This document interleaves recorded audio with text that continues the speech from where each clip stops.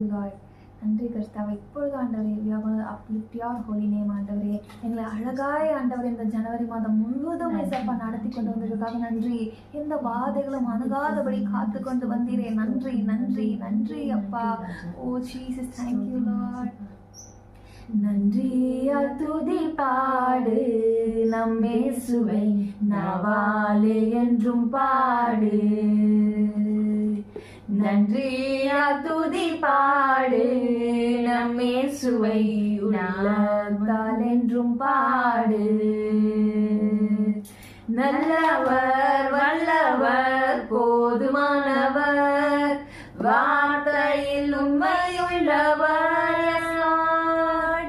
நல்லவர் வல்லவர் போதுமானவர் வார்த்தையில் உண்மையுள்ளவர்.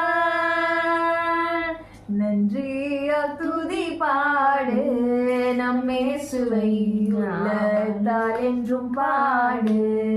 இந்த ஜனவரி மாதம் முழுவதும் பாதுகாத்தர் இல்லையா, அதுக்காக நன்றி.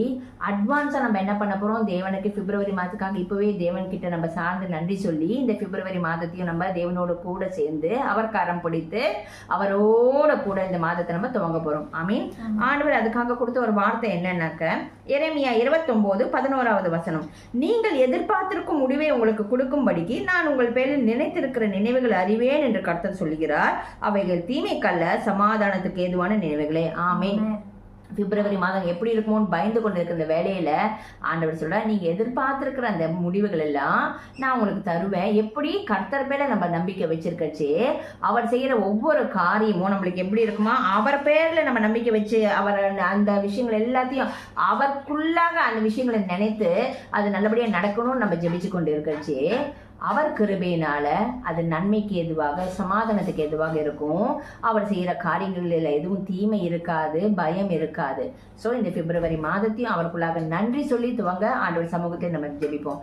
ஆவியானவரே உமக்கு நன்றி ராஜா. எசப்பா, இந்த வசனத்தின்படி ஆண்டவரே சகலத்தையும் நன்மைக்கு எதுவாக செய்து முடிக்கிற தேவனை நாங்கள் எதிர்பார்த்திருக்கிற முடிவுகள் ஆண்டவரே உம்ம பேர்ல வச்சிருக்கோம்ப்பா. எங்க நம்பிக்கை உம்ம பேர்ல வச்சிருக்கோம்ப்பா.